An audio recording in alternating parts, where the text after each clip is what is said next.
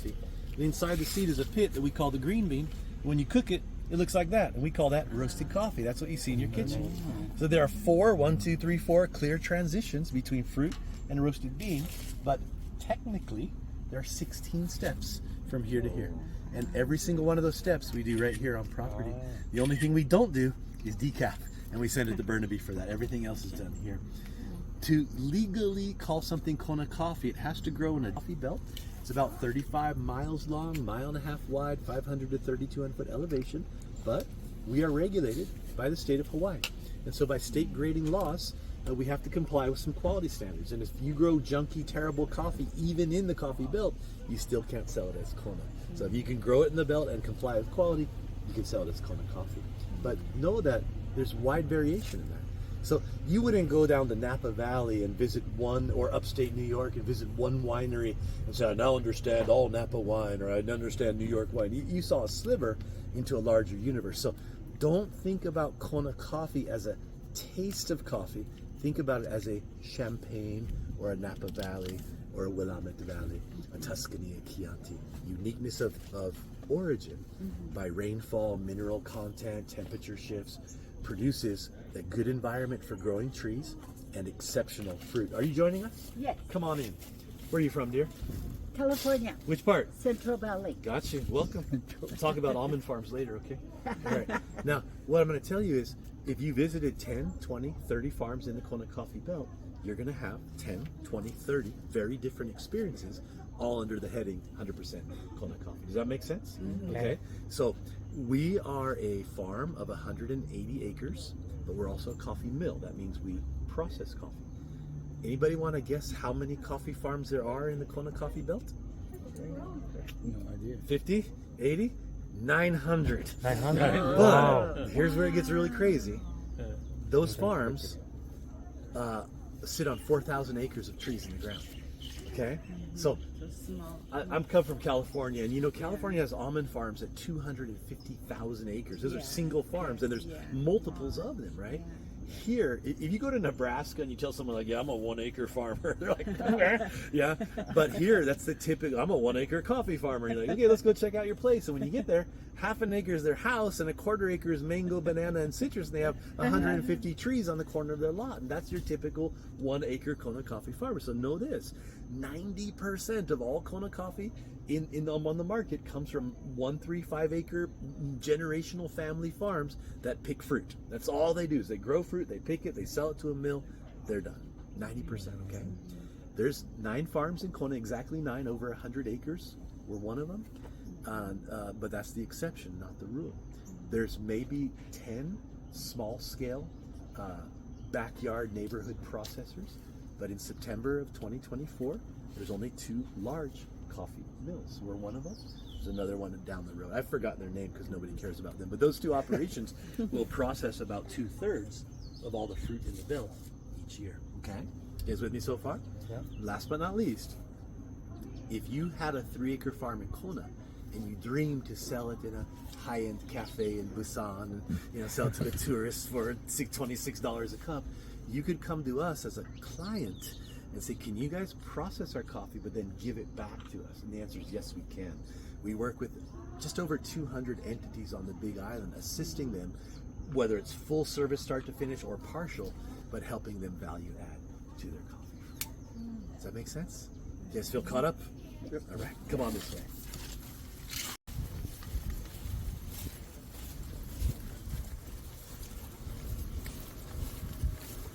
This is called an autograph tree. If you're feeling romantic, you can carve your initials into a leaf and come back next year, they'll still be there, okay? Wow. 이름 다 써놨네. So what's this tree? We call it the autograph tree. Hibiscus here, and banana there. Banana. Banana.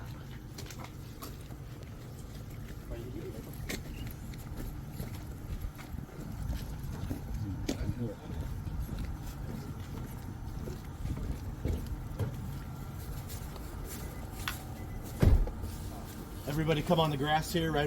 Get out in front of the truck there. All right. So local farmers, like you just saw, will drive their truck up to the scale there, and they'll unload burlap bags of fruit that they pick and then sell it to the mill. And remember, that's how 90% of Conacoffee comes to market. So in addition to having our own coffee that becomes our estate coffees, we're purchasing coffee from many small farms in the belt. As he pulls away, I want you to notice the bags that he's lifting up there. See those big burlap bags? Typically, you're going to have 100 pounds of fruit in there. And in those bags, we want to see 95% bright, shiny red like a cranberry. So But- that's right. Yeah, but these are hand-picked, and so you're usually successful about getting these guys. But no matter how careful you are, some of the underripe, overripe will come off. So there you have under, ripe, and over, right side by side, and we can only use the red guys. These ones would taste bad in a cup of coffee, right? So the first thing we're going to do is we're going to separate them by color. But I want you to know that if you bring us a 100-pound bag, 95% that good, but we're going to buy that from you at regular price. And that's because we have an arch enemy. The arch enemy of coffee is a little beetle. It's called the coffee berry borer. And they'll burrow into the seed, hollow it out, and have up to 5 generations of offspring in a single season. So as one of the 2 big mills, when you say to a small farm, hey, you know that stuff that's stuck on the tree and fell on the ground that has no value to us? Bring it to us. We buy it from you 5% per load. Now, in their mind, revenue per acre goes up if they're meticulous about cleaning their farm. In our mind, when you take all the food and home away from the beetle, you got a better quality outcome over the years because less beetle. And so that's why we invest in that. And then we have a machine. It's called a color sorting station. And they're just getting ready to do the afternoon run, but they put all the fruit in that box, goes up an elevator, down a ramp, and hits a high-speed treadmill belt that launches to fruit over a gap. Now we want the red guys to jump the gap, but we don't want those guys to. So, sorry. I want you to notice, come this way a little bit. In the back of the machine, there's white squares with round circles on them. You guys can see those? Those are called spectrographic cameras, and they read color. And if they see the over-under trying to jump across the gap, compressed air from these tanks through a bank of jets go and knock it into the gap. So your ripe fruit goes to the other side of the building for processing, and your rejected fruit come out this auger tube and fill the bucket with yuckiness. And that's it. From there, now we're only processing high-quality red fruit. What do you do? Just burn that stuff? That's going to be buried in the compost pile, and the nutrients will be returned to the ground. Excuse me. You have a 900 of farms, and are they grow the same variety? Nope. 25 different coffee varieties grown in the Conacoffee Belt. So when just you- on this farm, 11 varieties. When you collect those, you base down the variety. No information whatsoever. Oh. Can she come down, please? Please come down. Hello? Come down. Don't go up there. Okay? So what I want you to know is, if you buy our estate coffee, we can tell you it's this tree, it's this elevation. When I sell you our classic Konas, I don't know, only it was in the belt, and we only buy coffee from registered farms in the belt, but I don't know tree variety, I don't know elevation, no information. It's all mixed together to make a classic 100% Kona. So think about it like wine. You have your estate wines that are personality driven, and you have your classic But they have a blended variety Merlots. of different the grape, right? They know Well, this is yes and no. So they variety, do yeah. have grape varieties, but they also have many blends of grape varieties as well. And so you have both. Yeah, and the big category of champagne, right? The big category, and you can get a Corbel and a Cristal from the same region in France, and it's all vision after it's taken off. And so, but guys, I'm going to take you down the hill. I want you to notice before we go that old building up there. That was built in 1922, and in Hawaii, it's actually called by its original Japanese name, which is Hoshidana. And that means drying deck in Japanese, and it was invented by Japanese immigrants, and it's a roof on train wheels on a track. So when it was sunny, you'd roll it open, and when it was rainy, you roll it closed. Now, if you look this way, we still have 4 Hoshidana. We still use them. But the difference is, in the old days, that was it. 12, 15 days in the sun. Today, you hear that low sound over there? Yeah. That's a dryer. We have dryers, so now we start them on the deck, but we finish them in the dryers. Those dryers allow you to get much finer moisture control, so you get a better quality roast when you cook the bean. Come on this way. Por eso de que están en el dry. 90% 정도는 색깔이 이뻐가지고 음. 이제 정가를 하고 나머지는 이제 땅에 묻어주는 영양분을 들어가고 색깔을 구분해주는 기계는 25% 정도는 Stand in the shade here for a moment. 여기서 이제 말린 기계가 Now, guys, on the other side of the building, there's a machine called a pulper, and it just has these spinning drums with little blades, and it nicks up the skin and presses it against a metal plate, and the seeds eject. So the skin ends up in the back of that trailer straight ahead, but the seeds fill those baths where Angel is standing next to. And if you smell kind of a weird sour apple vinegar fermenting note, that's fermenting coffee, because the seeds have to be fermented to release the fruit portion or the mucilage, okay? Now, guys, watch carefully, because I'm going to show you a miracle. Miracle? Yes, come on in, okay? I call this miracle giving birth to twins, okay? And I need your help, is that all right? Sure. What's your name? Rob. Rob, I'm Matt. So in a very calm and relaxing voice, I need you to say, Matt, push, breathe. You can do this. Is that all right? Yep. You have experience with this? Sure. All right, here we go. Do it.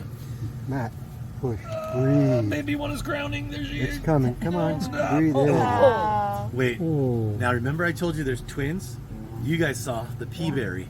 It's a single round seed. That's very rare. So 3% of the time you're going to get one of those. 96% of the time though, let's do this again, okay? We don't get takeovers in real life, but here we go. Let's do this again.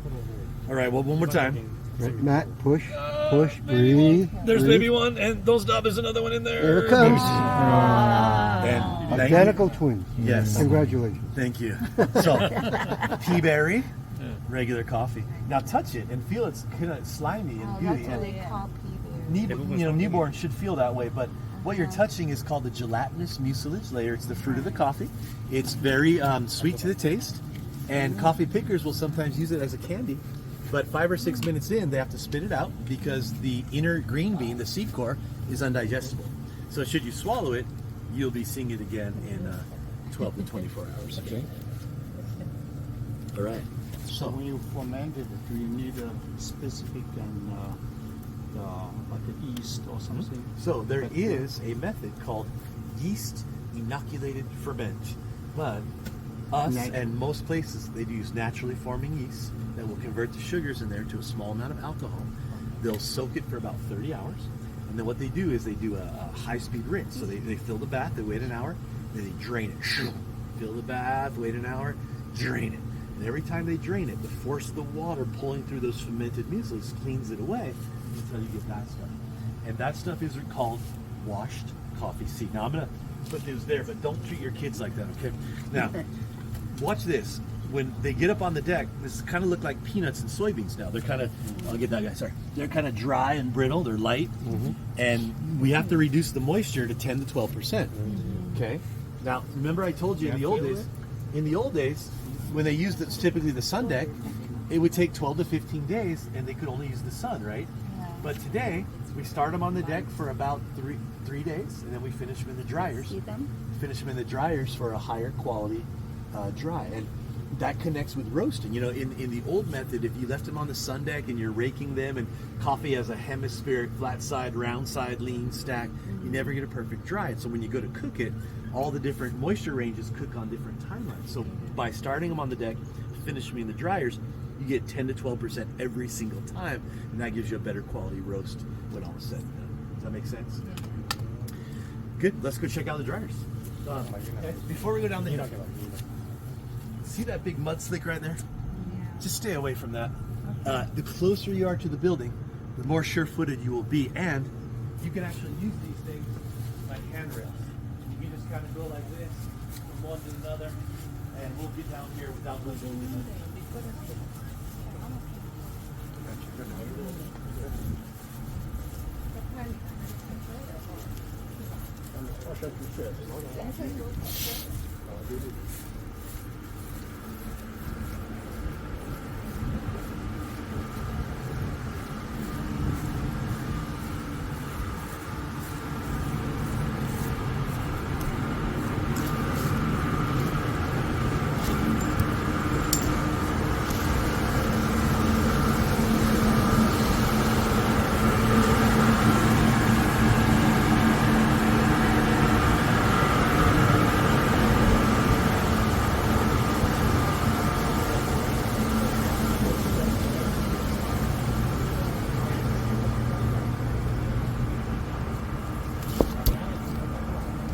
You make documentary?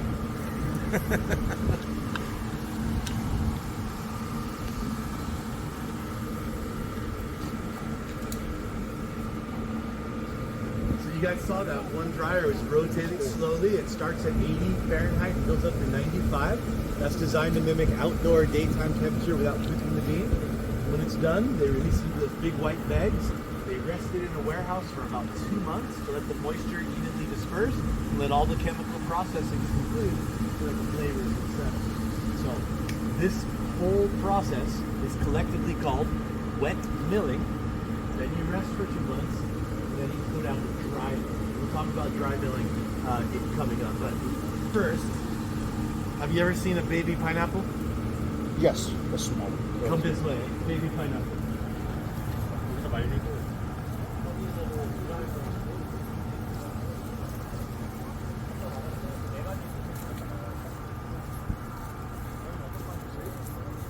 Yeah, that's a Oh. 2-month-old pineapple.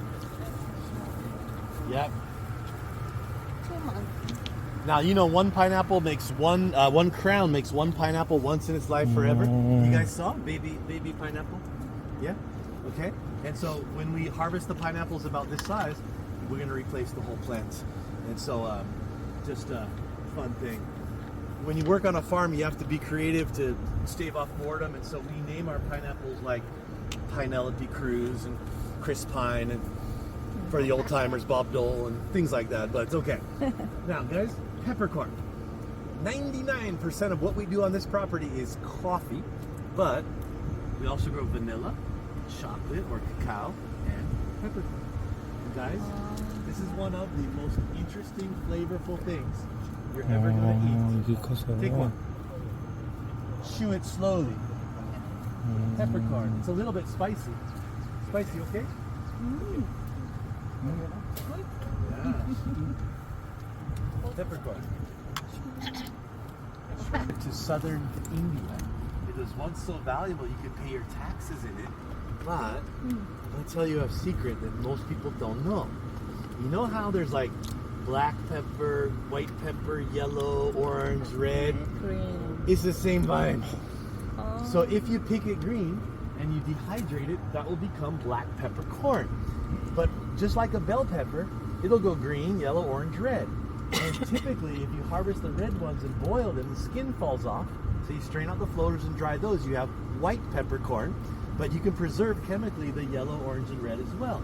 And then in Southeast Asia, they pickle these in vinegar, salt, and spice. And they're sold as pickled green peppercorn. So all of those come from the same vine from southern India. Okay, isn't that crazy? And then there's even one more. If you've ever heard of telecherry, it sounds like a whole different. It's just the biggest ones. They're separated by size, and the bigger ones become telecherry. So this is crazy, but this is going to be our next big thing. We want to be the largest pepper producer here. But come on this way. Now that you're all hopped up on peppercorn, let's go hug the coffee tree. 70-year-old mango tree.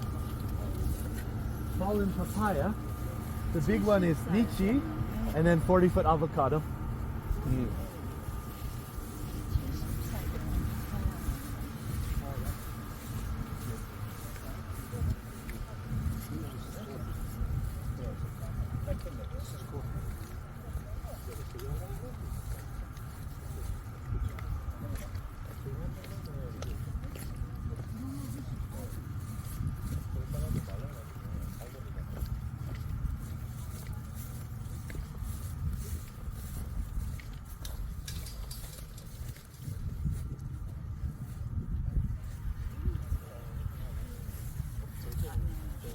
Now, first things first, if you have a phone, let's take a picture of your group next to a coffee tree.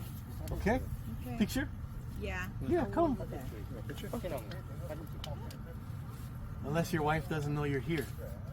Never mind. Okay, never mind. She's taking some time, so come this way. Stand right next to the tree there. 여기 사진 찍을래? 커피나무. Yeah, red is right. Exactly. Farm-wide blooms to May. That's known as a cone of snow. And then trees individually have flowerings as well. And coffee is a self-pollinator. So when the branches are lined with small white flowers and the wind blows through the tree, the branches will shake like this. And that motion shakes loose pollen to become a fruit. And that's why all the fruits are ripening on different time schedules. So when you look at the branch, there's all these different colors. If you've ever had to pick like raspberries or blackberries or huckleberries, it's the same deal. You got to go back again and again and again. So here on a professional farm, we pick each tree only 6 times, separated by 2 weeks each. So it takes about 3 months to get all the fruit off the tree. And if you recall, most farms here are 1 to 5 acres, so they're on a single elevation. And most Kona coffee farmers pick coffee September, October, November, plus or minus a couple weeks, and they're done.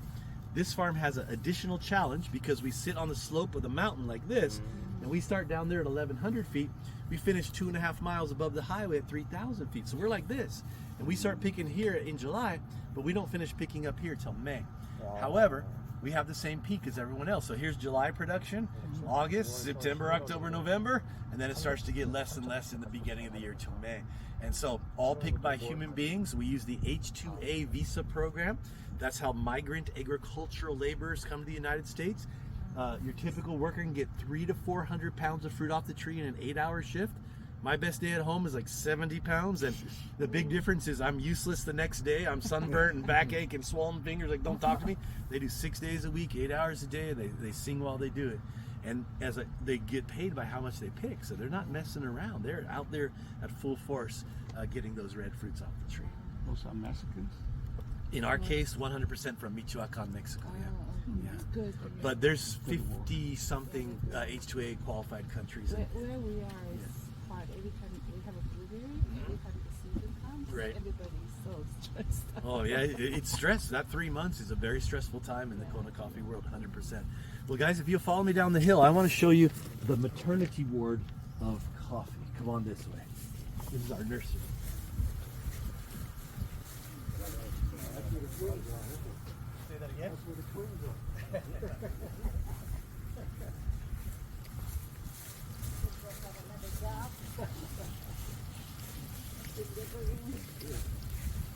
No, being the cold.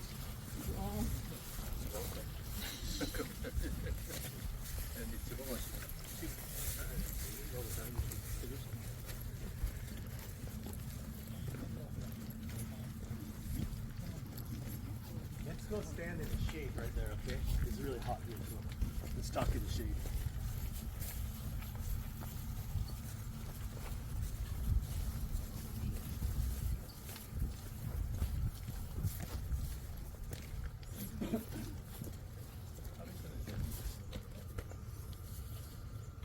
It's pleasant under here.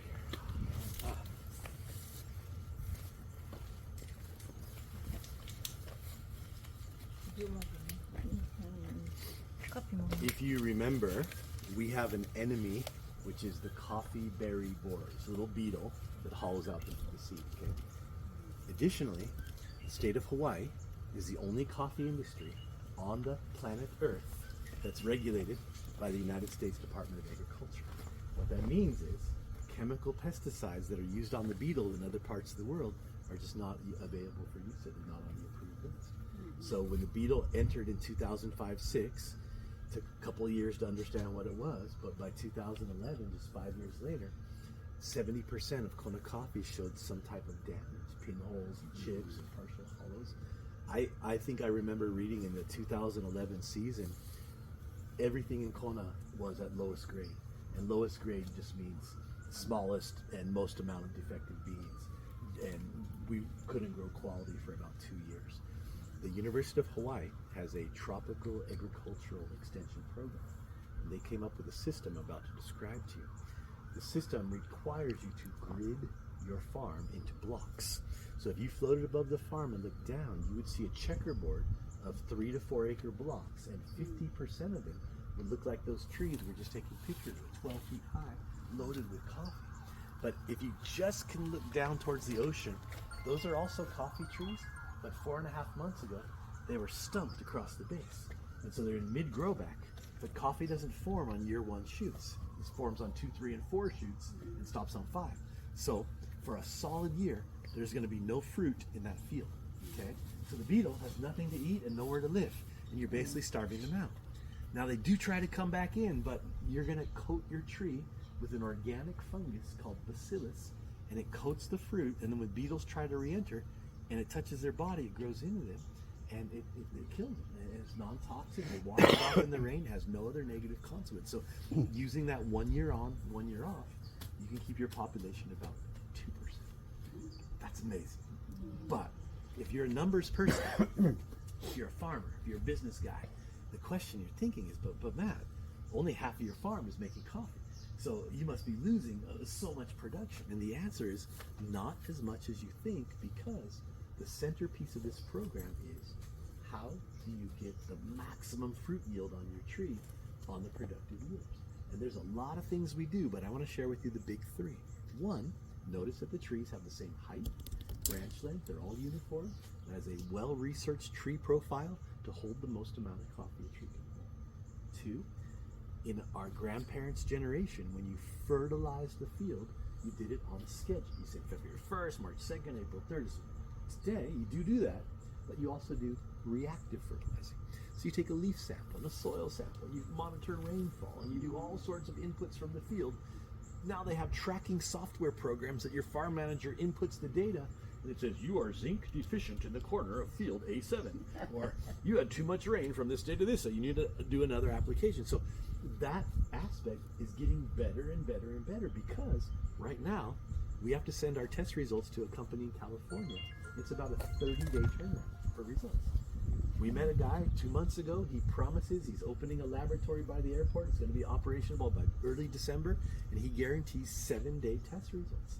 You can drop a sample on Monday, get it the next Monday, and by Tuesday you're changing the recipes. And it's almost like being able to talk to the tree. And what do you guys need? You need some magnesium, you need some boron, and the tree's like, yeah, so I need this, and it absolutely allows you to keep the fields as healthy as possible. The third one we do is grafting.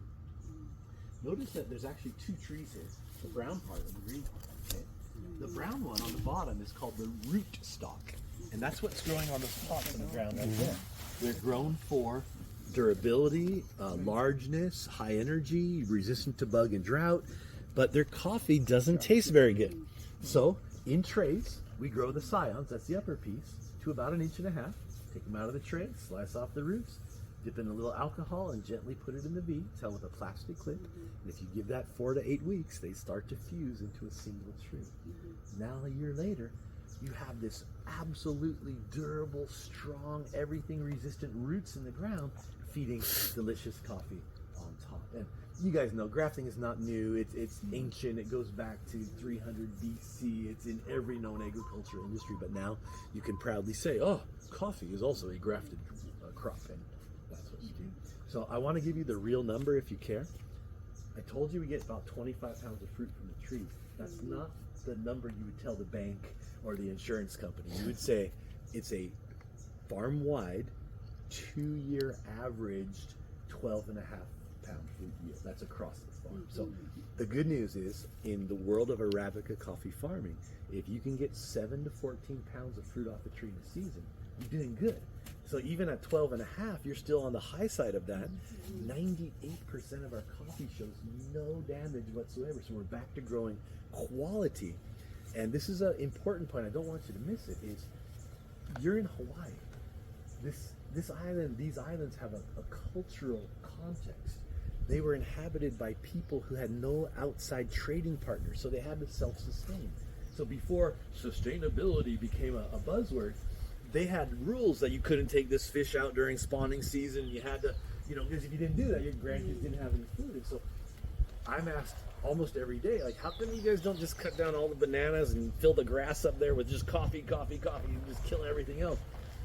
Well, for 5 or 6 years, your production might go up, but you're killing the land. And that's, for Hawaiian people, for the local culture, that's the foremost thing, is keep the land alive. And you do that through biodiversity, bringing in multiple pollinators, letting all the various nutrients fall on the ground and decompose, and that keeps the microbial layer very active, and that makes nutrient cycling go very fast. And just, first, everything's healthy, and then you put your trees in that environment, not allow you to farm for the next 150 years without worrying about, oh God, well, the field doesn't make any coffee anymore. So although I told you chemical pesticides weren't on the table, it's a very compatible system with the cultural context in which it's grown. Does that make sense? Yes, let me put this back. Question. Yes, ma'am. These are close to the sun. 되게 내려간 적이 있어요. 완전히 망한 settle, remember, we're only using the bottom of those guys. We're not using the top. So if they get sunburn or a little bit tough on top, it's okay. But we're gonna only use the roots of those guys. Yeah. And they do that once they get out there, they do require sun. They want that energy to go to building the strong roots. All right, guys, come on this way. Actually, you know what? While we're in the shade, let me just give you some information. Then we'll go up the hill. Okay. That building in front of us, which we do not enter on this tour, is called the dry mill, and it's where all the quality control and precision of coffee processing happen. Are any of you engineers of any type? Engineer? No? Yes? What kind? Chemical. Excellent. Any other engineer? Engineer? No? Okay. I ask because in modern day coffee processing, engineers are considered the heroes of quality. Now watch carefully. This bean, after resting for 2 months, goes into a rotating cylinder with little teeth on the inside, and it cleans an outer layer called parchment. That's like the paper on a garlic or a peanut.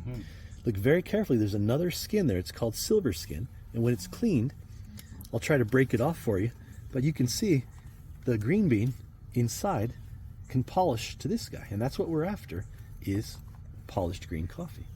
Okay? And all done, you know, kids do this around the world by their fingers. That's why they love the engineers. The second machine manages debris. The light debris blows outside, the heavy debris is caught in bags. And then we size sort. We size sort for the same reason that Gordon Ramsay gets very upset if you cut your carrots in different sized chunks and put them in the same frying pan, because the small pieces cook faster than the big pieces. And that's the exact same with different sized coffee beans. So by state grading laws, we have 5 sizes and 1 shape of coffee. The shape is called the pea berry. Notice it's round rather than hemispheric. 3 to 4% of the time, one of the ovules won't form. And did you guys just see the birth of a pea berry moment? Well, they're round, and so they cook more uniformly. And in the modern day, they're separated and sold at a premium. Maybe $60 to $100 a pound is typical for pea berry. But because the uniform cook, they have a very light, almost between coffee and tea flavor profile. And it is on the table today, so make sure you take a sip before you leave. You go, oh, this is pea berry. Little coffee, little tea between the two. And then we manage defects. In the world of farming, if you're growing apples, your beautiful ones sit on the supermarket shelf and they're sold at a premium. Where do the ugly ones go? Not in the garbage. They make applesauce. Apple juice. Yeah, the apple juice, applesauce, and everybody's happy because the price point of the grade suits the end use, right? And in coffee, we have some defects that are not allowed. You know, moldy and stinky and sour and leaf rock stick. There's a hard 0 in our coffee, but a secondary defect like a funny shape or a pinhole or a little chip, you can still use them, but the amount you're allowed to use gets more and more as you go down grade. So at our top grade, which is called extra fancy, your defect rate is near 0. Okay. At our bottom grade, which is called prime, I know, extra fancy to prime, but it's 15% by weight straight across, and that's managed by density sorting, the light stuff away, and then optical sorting, which is basically scanning each bean against a database and puffing them into different categories. And so all that is done in the dry mill straight ahead. The compliance on that is enforced by the State Department of Agriculture, and they have to come and inspect the coffee and stamp it.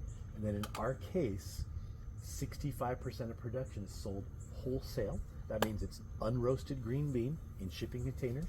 We send to Oakland, California. Our broker lives in El Cerrito, and from there he'll contract that coffee out to big, medium, and small roasters around the world. And then the other 35% goes up the hill to our roasting room, and we cook it for the gift shop and the website and the Amazon store. Holy cow, just for coffee, all that, right? Now guys, we're gonna avoid that puddle. We're gonna go up the hill then. We're gonna find a shady spot. Let's talk about roasting for about 2 minutes, and then I promise I'm done, okay? Sounds good? Okay. Come on this way. So when you're shipping out your coffee, Yeah, right now it's still 10, and so the laws just changed. It'll be implemented by 2027, so 2 more years, or maybe 3, but then it's going to be 51%. And then, right now, they don't have to tell you what the other 90% is. yeah, that's. But that's part of the new laws. They have to tell you not only 51% Kona, what's the other 49%. So it's changed. We've been battling this for years and years and years. But in our case, most of that coffee will be sold as 100% Kona. There are some people that blend with it, but when you're buying from a quality producer in Kona, you want to sell it as Kona because that's where your margin So is. yours in the shop is 100%. All 100% Kona. We don't do any blending at all.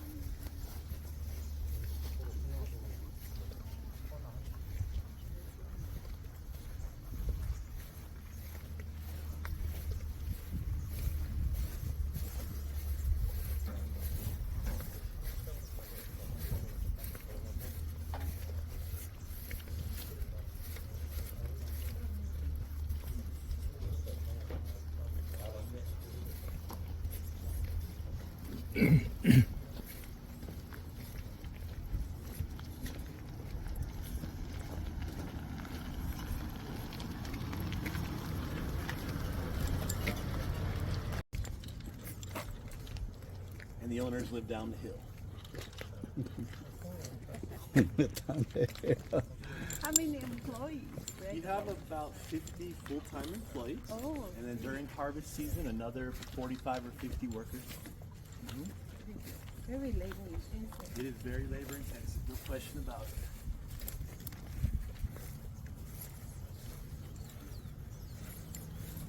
There are avocado trees, lychee tree there, and that's a South American monkey pod tree over there. Come in the shade here, guys. Let's finish up. This spot has a nice cross breeze that comes through, so it feels very pleasant.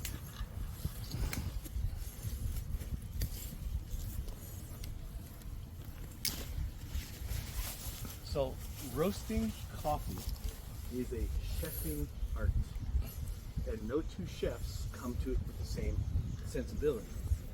In the world of coffee roasting, you use two tools: time, temperature. Like making coffee. Time and temperature. But we control the heat line. So let's say you say 13 to 18 minutes timeline. Above that, you have what's called a rate of rise. So I start at 220, I build to 300, I plateau, I come up, I come down. Whatever it is, each one of those individual roasting maps changes the way the coffee reveals its character. I do go to roasting competitions as an observer regularly, and the last one I was at, there were 13 competitors. It was in Honolulu. They got their coffee from a farm across the street, same field, same grade, same everything. And after all the judging was done, when we tasted it, there was not a single coffee on the table that tasted anything like the one before or after it. 13 individual cups, all from the exact same beans, same field, same grade, different roaster. The guy who won the contest, he has a cafe in Kona called White Nene. And I'm gonna tell you right now, when you came to his pot, you immediately knew it was better than anything else. He's like, oh my God, he's gonna win. He's amazing. And it was that quick just to recognize how good it was compared to everything else. So if you live in a place, and I think all you do, that have local roasters, I highly encourage you to go out there and talk to them. And what are you guys cooking? And what's your roast philosophy? Where do you get your beans from? It's not even the same product as buying off the supermarket shelf in terms of subtlety and nuance and freshness. And so once you make that relationship in your life, you'll be going back to that roaster again and again and again. And if you don't like that one, go to the next one. But it's just in terms of quality, taste, aroma, night and day. Okay. Now, how many of you are black coffee drinkers? 1, 2. Okay. If you like your coffee black, in Kona, our lighter roasts are a little bit tart, a little bit citrusy. Okay. It takes a little time to get used to it, but once you do, it's a very exciting cup and lots of subtlety, flavors, sweetness.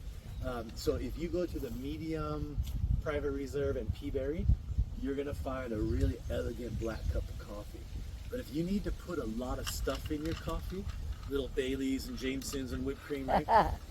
You're gonna want a darker roast. And so look on our table for the dark and the French, and those we think about as superior drink bases. You can add all sorts of stuff, you're still gonna taste coffee. By the way, that's the reason why big famous coffee house companies of the world like really darkly roasted coffee. It uniformizes all the regional flavors into a consistent profile, which is important for them as a corporate strategy. But more importantly, or equally importantly, if you came to my coffee house, I don't want you to buy a $3 black cup of coffee. I want you to buy a $7.89 mocha frappa unicorn thingy. And the milk, the syrups, the powders, they're all very cheap to produce and very profitable. And so you need that really rich dark roast underneath all that stuff to still taste coffee. And it's not a mistake. It's not burnt. It's a well thought out corporate strategy for appropriateness to use, right? Now I take you back to the middle. We call it full city roast. It's technically a medium dark roast. And I want you to think about that like the golden brown piece of toast. If you wanted to know what rye bread was, I would give you the bread before I cooked it. That's when the rye is most intense. That's like our light roast, most of the uniqueness of the ground. If you cook it to char on both sides, you don't taste rye, you taste burnt sugar, carbon, and smoke. And that's what happened to the bread in the cooking process. But if you come back to the middle, you have just enough origin to still be rye and enough cook to be toast. Crunchiness, caramelized sugar, colorization. And that's the coffee you're going to serve at the wedding. You're going to give it to the pet sitter. You're going to, you know what I mean, bring it to the conference, and it has that widest appeal where people, oh yeah, that's a nice, smooth, sweet, balanced cup of coffee. So, A, the best coffee is the one you like. Yes, preference is important. But B, depending on morning coffee, afternoon coffee, high caffeine, low caffeine, drink it black, put a lot of stuff in, just myself, feeding a large group of people, there's an appropriateness to the roast level to each situation. Does that make sense? What makes it decaffeinated? Well, I was telling they're nearby Burnaby, and we send it to Burnaby, Canada. We use a process called Swiss water. It's a patented method, and that's why we have to go to Burnaby. But they steam open the green bean before it's cooked. They soak it in a particular temperature of water, which dissolves the most amount of caffeine and the least amount of flavor molecules. They run that through filters. It takes out 99% of the caffeine. They reintroduce the green beans to the 1% extract, so whatever strangling flavors are still there goes back home, they say. They dry it, send it back to us, and we roast it on site. And so that's, if you do need to do decaf, that's the one I say you ask for by name.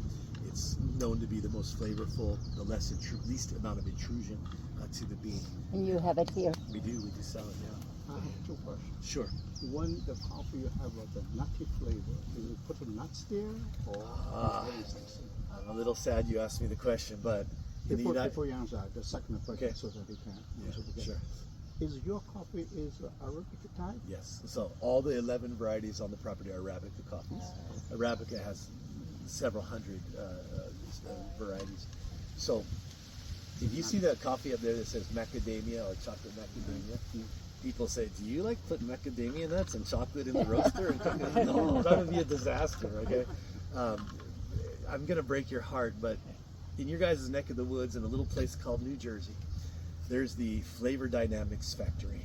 Flavor Dynamics creates a product called propylene glycol syrup, and they have all sorts of proprietary blends of essential oils that create aromas. Now, propylene glycol in this case is an industrial binding agent, so anything it touches, it sticks it on there. So you'll find it in popcorn and vape pens and candies and everything, pretty much everything. But yes, flavored coffee is made that way. There's no mac nuts, there's no chocolate involved in the process. And they have 200 plus flavors in their catalog, including spicy taco. Who wants to drink spicy taco coffee? I have no idea, but that's all artificially flavored. And I do want to say though that if you go back to the history of coffee, from the very beginning, there's always been flavored coffee, just more natural, brown spice and fat and milk and, chocolate and other things. But if you're buying flavored coffee from a corporate entity, it's going to be made in that way. Yeah. I have another question. Sure. Regarding the French rice, do you really burn it, or what is that? Not burn it. It's cooked to just before second crack, and your goal there is to release the oils from the bean. So, do you not like French roast? Oh, that's too dark. Yeah, it's very dark, but believe it or not, there are many people in the world, that's their go-to coffee. They say, that's so rich, it's a warm winter hug. And then additionally, if you're adding a lot of things to your coffee, that doesn't taste like that anymore. As it binds with the fats and other things, it mellows out the cup, but you still get the coffee to come through. So it really is going to be your. When I first started working here, I drank Costco That's why I French would roast for drink that probably pea. 7 or 8 years. Berry. I'm like, And they kept telling Matt, you have to drink the light roast, the light roast. And every time I say, it's sour. It's sour. You didn't And like they the say, pea. no, it's not pea sour. berry is It kind has of a light, hint of yeah. citrus. Oh, It's really light. They put it out. So you can't But see the most it- in there. you'd have to, this is what I did. I had to force myself to drink the light roast every day for about 1 month. And at the end of that, oh wow, I can really start to get the flavor. I can really start to get the subtlety. I can see the balance of acidic and sweet. But there's a learning curve if you're not used to that light roast. So yeah, there's a place and appropriateness for French roast as well as there's actually one darker than French. It's called Italian roast. And it's right before the bean breaks apart by its carbonization, but some people love it. It's baker's chocolate. Yeah. Any other questions, guys? Awesome. Now, I don't want you to judge me, so I have to tell you this, okay? I wasn't always like this. Just 6 years ago, I could go to 7-Eleven and get a cup of black coffee, and I didn't talk about anything. It was hot, it had caffeine. I was happy. Now, I sit at cafes and I sip coffee and I say, oh, I'm getting apricot with lemon pepper. People like back away from me slowly. And I had to go to Atlanta in May for my daughter's graduation, and I traveled out with a little coffee suitcase. Now I made this myself, but it has foam cutouts for my hand grinder and my scale and my French press and my goose. And TSA stops me every single time. What's in the case, boy? And I'm like, it's my coffee stuff. And you feel pretentious and ridiculous and horrible, but I'm not going to go to the Verbo and drink a bad cup of coffee just because I'm lazy. And so after being here for 6 years, my whole brain has been rewired to like, I must get this high quality crafted cup of coffee. But if that sounds horrible to you, No. just do what you want. But No. if you want to go down that rabbit hole, the step one, really the biggest thing you can do is learn to make your coffee well. If you get on YouTube and start asking, how do you make good coffee? What's the weight ratio of grounds to water? What's the temperature? And I kid you not, in 2 months, you will send me love letters saying, dear Matt, I never realized my coffee could taste so good, because it's not that much better. It's that much better every cup for the rest of your life. And you'll find you'll start drinking a little bit less because it's so satisfying. And you're starting to order these beautiful coffees from around the world. You're like, wow, I'm paying 60 cents a cup for some of the best dang coffee on the planet. And just down the road, people are paying $7.50 for a French roast with a lot of stuff in it. And it really transforms the way you think about it. But I often feel absolutely ridiculous, when I talk about coffee and people just, their eyes glaze over. This is a single origin geisha from the high elevation, and they're like, do you have any milk and sugar?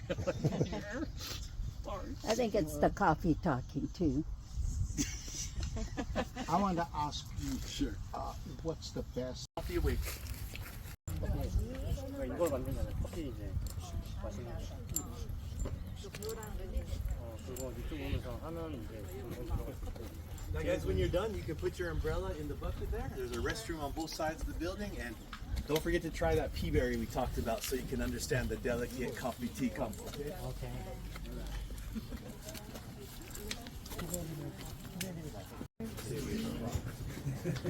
Excuse me. Remember those days of tea? Yes. Day one, everybody wears them. Now, those are the days that